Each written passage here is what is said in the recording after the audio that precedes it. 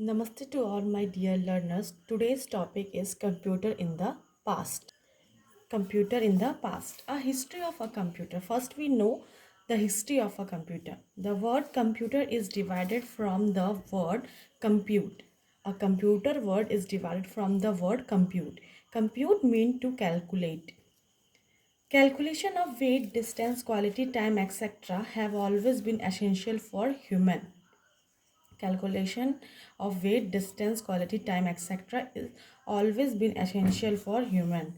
The need to invent computer arose to make this calculation simpler.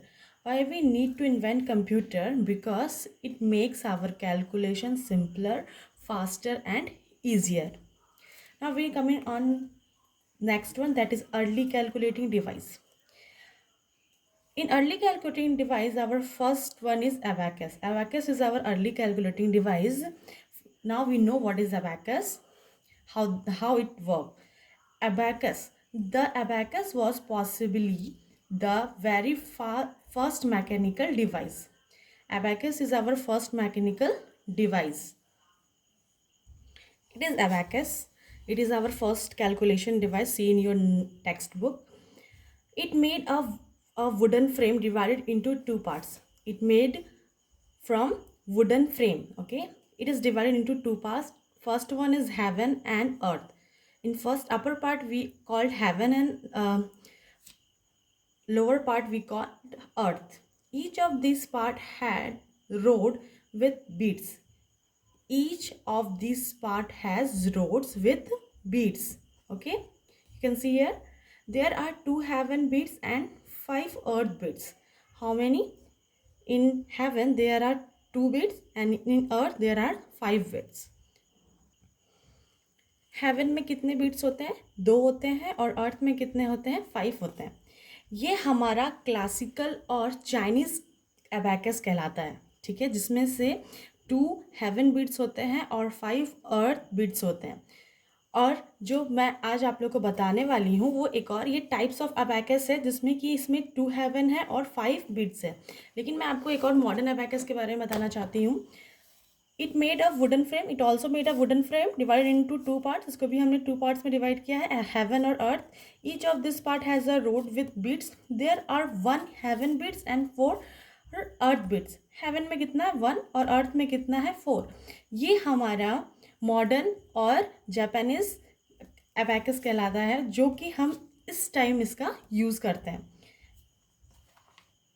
अब हम इसे कैसे यूज़ करते हैं ये देखते हैं और इसमें हम क्या क्या कर सकते हैं. In your textbook see here the beads are use to do addition, subtraction, multiplication and division. The abacus is still used. इसमें हम एडिशन, सब्ट्रैक्शन, मल्टीप्लिकेशन और डिवीजन भी कर सकते हैं. So we are coming on this form. There are 1 heaven beats and 4 earth beads. 1 heaven होता है और 4 अर्थ बीट्स होते हैं. सबसे पहले हम देखते हैं, ये एक वुडन फ्रेम का बना हुआ रहता है. फर्स्ट हेवन एंड सेकेंड अर्थ. ये जो एक बीड है ये कितना कंटेन करता है? 5.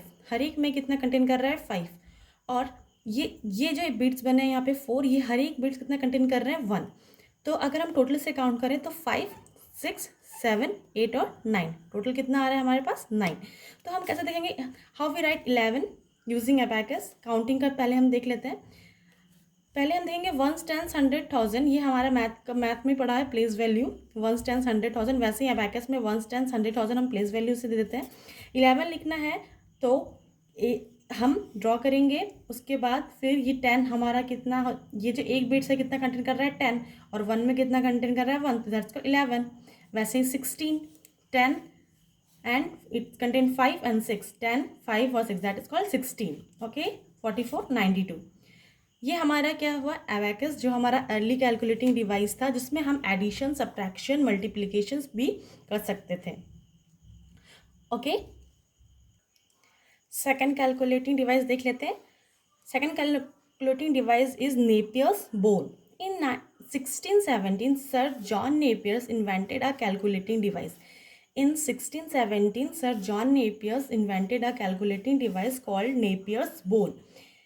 1617 में सर जॉन नेपियर ने इन्वेंट किया था कैलकुलेटिंग डिवाइस जिसका नाम क्या दिया गया, Napier's bone. It was a set of 10 rods. It was a set of how many rods? 10 rods with number curved on them. It was a mainly used for multiplication, but we can do only multiplication in Napier's bone. But in abacus we can do addition, subtraction, multiplication, division. Okay, so you can see in your textbook here it's contain 10 rods, 1 2 3 4 5 6 7 8 9 and 0, that's 10. अब जो ये 1 2 3 4 5 6 7 8 9 है ना, ये हम एक cards में इसे डिवाइड करते हैं. ये 1 कार्ड है, ये 2 कार्ड है, 3 कार्ड है, 4 कार्ड है एंड 5 कार्ड है. इस पिक्चर में आप लोगों को पूरी डिजिट अच्छे से नहीं दिख रही होगी, इसीलिए मैं इन्हें इसे ड्रॉ भी किया है. यू कैन सी ये मैंने यहाँ पे वहाँ पे आपने देखा था 9 कार्ड्स आपके टेक्स्ट बुक में ड्रॉ किए हुए हैं, लेकिन इसमें मैंने 5 ही कार्ड्स लिया है ताकि आप लोग इस इतने में ही अच्छी तरीके से समझ सको.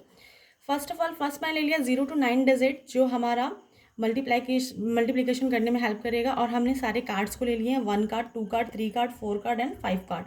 अब क्या हुआ है 1 कार्ड्स में हम आप लोग सोच रहे होंगे इसमें क्या लिखा हुआ रहता है, तो हम देखते हैं इसमें 1 का टेबल लिखा था. 1 1 1 2 3 4 5 6 7 एंड 8 एंड 9. और 2 में भी 2 2 2 1 2 2 2 4 2 3 6 2 4 8. इसी तरीके से 3 और 4 5 ये सबका टेबल लिखे हुए रहते हैं.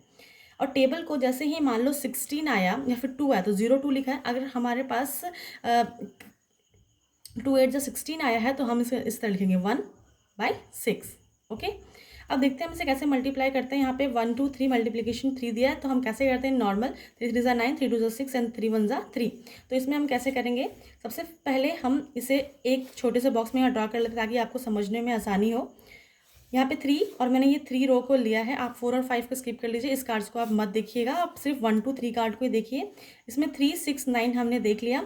अब क्या है सबसे लास्ट वाला डिजिट जो है हम यहाँ लिखेंगे, और जब भी हम इसको सॉल्व करेंगे ना तो क्रॉस में हम लोग प्लस करेंगे. 6 + 0 करेंगे तो कितना आ जाएगा 6. 3 + 0 करेंगे तो कितना आ जाएगा 3. उसी तरह सेम 2 3 4 मल्टीप्लाई 2 2 3 4 2 3 4 हमने लिया. अभी 1 भी नहीं लिया और 5 भी नहीं लिया, ये दोनों कार्ड को हम स्किप कर देंगे. और 2 3 4 पे ध्यान दीजिए. मल्टीप्लाई किससे करना है, हमें 2 से तो हम 2 वाले रो 0 4 0 6 और 0 8 वाले रो को लिखेंगे, जैसे मैंने यहाँ पे लिखा है. तो ये 8 as it is. 6 + 0 is 6, 4 + 0 is 4. ऐसे ही हम यहाँ पे देते 3 4 5 मल्टीप्लाई विथ 3 3 4 5. ये दो कार्ड को हम स्किप कर लेंगे. 3 4 5 किससे मल्टीप्लाई करना है 3 से, तो इसमें हमने 3 4 5 में ये तीनों लिया है. अब इससे क्या करना है, सबसे पहले तो कॉर्नर वाला 5 हमने लिख लिया. 2 + 1 क्या होगा 3 एंड 9 + 1 क्या हो गया 10. अगर आप इसे कैलकुलेट अपने मल्टीप्लिकेशन करके देखिएगा अपने घर पे, ये आपको एकदम सही आंसर मिलेगा. तो नेपियर्स बोन्स की मदद से हम इस तरीके से मल्टीप्लिकेशन कर सकते हैं. Now we are coming on third one, Pascaline. In 1642 Blaise Pascal, a French mathematician, invented an adding mechanic machine called Pascal line. Okay, in 1642 pascal line ने एक एडिंग मशीन का इन्वेंट किया था. It consist of a rectangular box. ये किस में consist होता है, एक रेक्टेंगुलर बॉक्स में with display box and dials. Each dial had number from 0 to 9. ये जो आप सर्कल में सारे डायल्स देख रहे हो ना, इसमें हर एक में 0 to 9 नंबर्स कंटेन किए गए हैं. जब हम इसे रोटेट करते हैं तो ये जो यहाँ पे वाइट आप लोग को दिख रहा है, इसमें यहाँ पे हमें नंबर्स दिखते हैं कि हमने क्या रोटेट करके लाया. जैसे मान लो रोटेट किया 6 आया, फिर रोटेट किया 4 आया, तो ये हमें यहाँ पे शो होता है. Sum of the number enter was automatically display. मैंने बताया अभी आपको कि ये सम नंबर जो भी हम रोटेट करते हैं वो ऑटोमेटिकली यहाँ पे क्या हो जाता है, डिस्प्ले होता है. लेकिन इस कैलकुलेटर में सिर्फ हम एडिंग और सब्ट्रैक्शन ही कर सकते हैं, सिर्फ एडिशन और सब्ट्रैक्शन कर सकते हैं. लेकिन नेपियर बोन में सिर्फ मल्टीप्लिकेशन कर सकते हैं, और अबैकस में हम सिर्फ एडिशन, मल्टीप्लिकेशन, डिवीज़न सब कर सकते हैं. तो ये अबैकस के बाद हमारा नेपियर्स बोन आया था. उसके बाद हमारा क्या आ गया, Pascaline. Next one is Leibniz calculator. Gottfried Wilhelm Leibniz was a German mathematician in 1672. 1672 Leibniz calculator ने एक ऐसा ही कैलकुलेटर इन्वेंट किया जो कि वो एक बहुत बड़े जर्मन मैथमेटिशियन भी थे. ही इन्वेंट द लेविस कैलकुलेटर. ये लेविस कैलकुलेटर जिसका इन्होंने इन्वेंट किया, it was based on a pascal line but could also do multiplication division. ये इसका ही एक फॉर्म है, बट इसमें इन्होंने पैसेकलियान ने सिर्फ एडिशन और सब्ट्रैक्शन किया था, बट लेवेंस कैलकुलेटर में हम मल्टीप्लिकेशन और डिवीजन भी कर सकते थे. Now we are coming on this form. Laying the foundation of the modern computer. First one is Charles Babbage. In 1822, Charles Babbage, a British mathematician, invented the first programmable computer called the Defense Engine. 1822 में इन्होंने एक defence engine को बनाया जो कि हमारा first program computer था. In 1833, he designed the analytical engine. It had all the essential features found in modern computer. It had 5 unit input output store mills, which was the calculating unit and control. इन्होंने इसमें 5 चीज़ बनाया: input, output, store मिल और calculate और control. Sorry. और ये इन्होंने कब बनाया था? 1833 में. Charles Babbage is known as a father of computer. Charles Babbage को हम लोग फादर ऑफ कंप्यूटर भी बोलते हैं. अब हम इसके पिक्चर्स देख लेते हैं. ये एनालिटिकल इंजन है. ये हमारा यहाँ पे एक रोटेट करते थे. जब हम इसको रोटेट करते थे तो हमारी कुछ डिटेल्स आती थी और उसमें एग्जीक्यूशंस होते थे. तो इसमें हम सक्सेस नहीं हो पाए क्योंकि ये बहुत ज़्यादा कॉस्टली भी था और बहुत स्पेस कंज्यूमिंग था, बहुत ज़्यादा स्पेस लेता था. फिर उन्होंने क्या बनाया? 1833 में डिफेंस इंजन का यूज़ किया, जिसमें कि ये भी एक बहुत बड़ी मशीन थी और ये बहुत कॉस्टली था. इसलिए हमने ये भी यूज़ नहीं किया. बट इसमें हम क्या करते थे? इसको सेम टू सेम इसे भी रोटेट करके हम एग्जीक्यूट करते थे. Second one, Augusta Ada Lovelace. Who is Augusta Ada Lovelace? Any input given to computer, whether it is text, image, video or sound, is stored the computer when in the form of ones and zeros. इन्होंने क्या किया? Video, image, sound को store करना start किया computer में. किसकी help से? Zeros and one की हेल्प से. क्यों? क्योंकि हमारा जो कंप्यूटर है सिर्फ वो 2 ही डिजिट समझता है. कौन कौन सा? First is zeros and second is ones. Okay. Data in the form called binary data. ये जो वंस और जीरोज का डेटा होता है इसे हम क्या बोलते हैं? बाइनरी डेटा बोलते हैं. The English mathematician and writer lady Augusta Ada Lovelace suggest this method to store. और उन्होंने उस जो चार्ल्स बेबे ने जो कंप्यूटर बनाया था उसमें इस तरह के फॉर्म को स्टोर करने के लिए बोला, क्या सजेस्ट किया. She saw potential in Charles Babbage's analytical engine and published in the first algorithm to base. और इन्होंने एक फर्स्ट एल्गोरिथम भी पब्लिश किया था, इसलिए इनको एक फर्स्ट प्रोग्रामर भी बोला जाता है. अब नेक्स्ट हम थर्ड में आते हैं.